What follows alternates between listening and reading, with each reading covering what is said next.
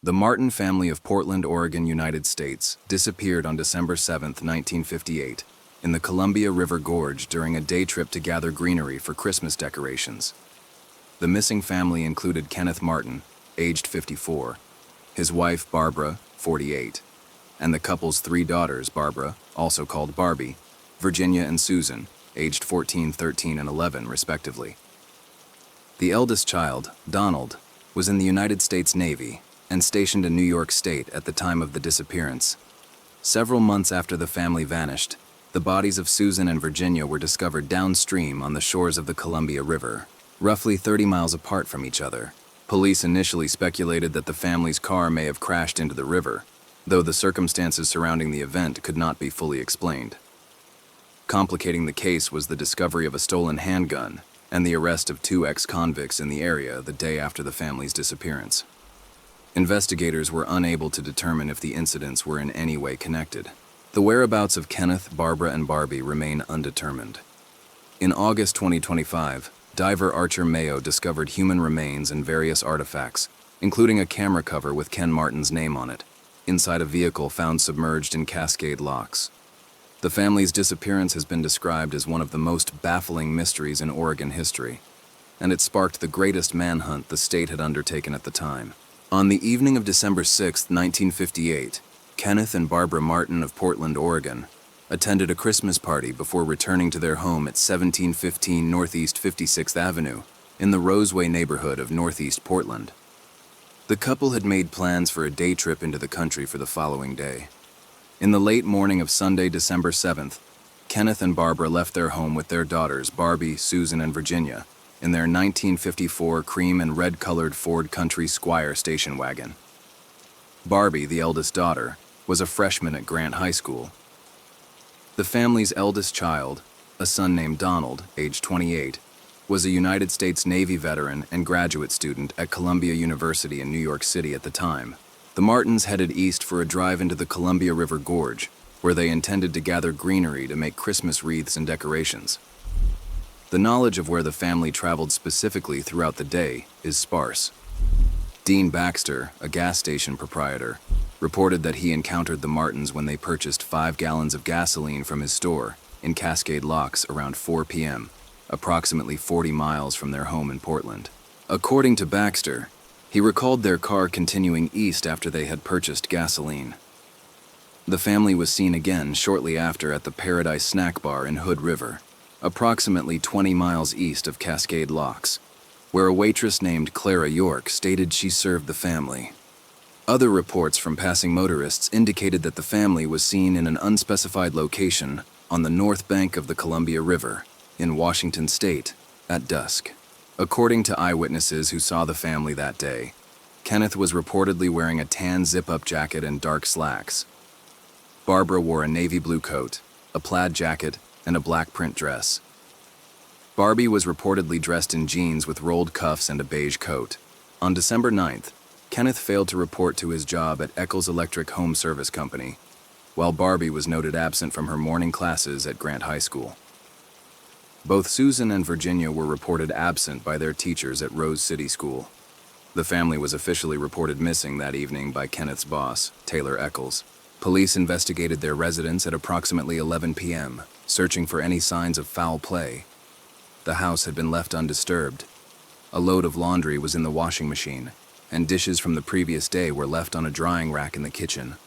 There was also a substantial amount of money in the Martins' bank accounts. Searches were undertaken by both Multnomah County and Hood River County Police, but neither were able to produce substantial leads.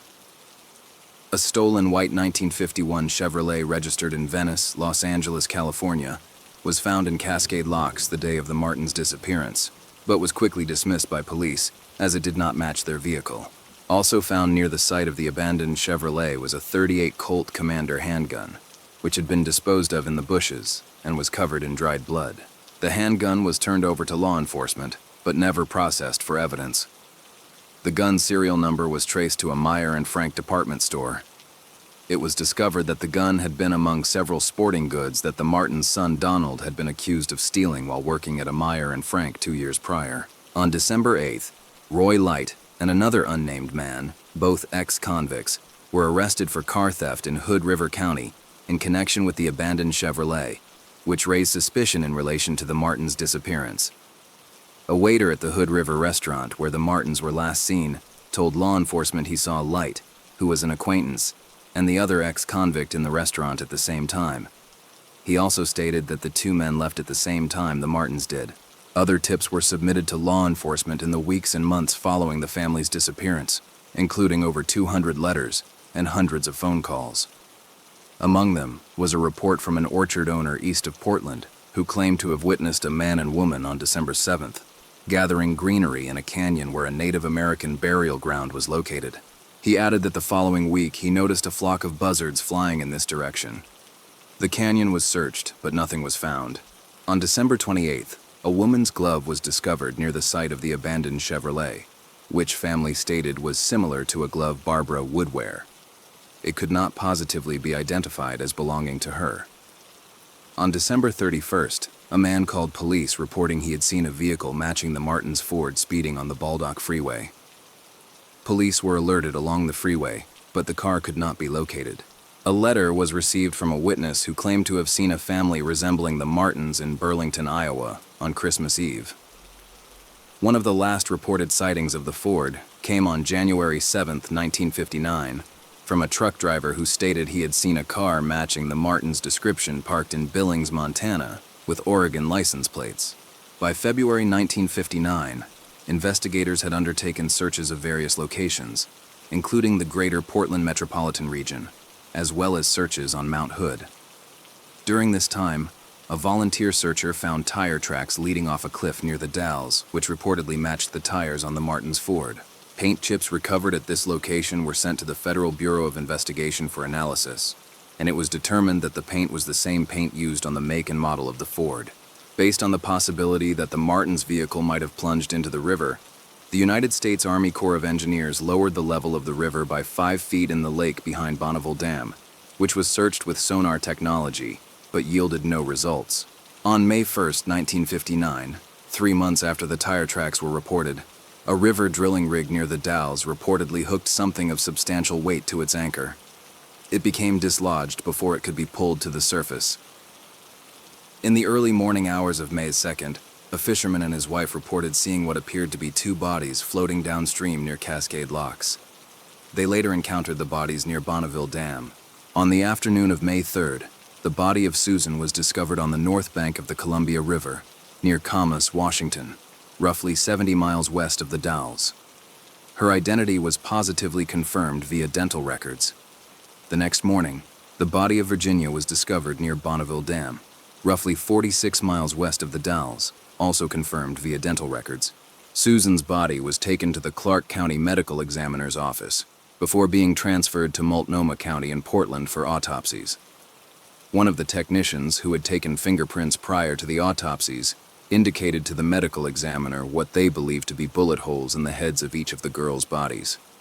In the medical examiner's report, no such injuries were found, and the cause of death for both of the girls was declared as drowning. Traces of metal, including aluminum, were recovered from Susan's clothing.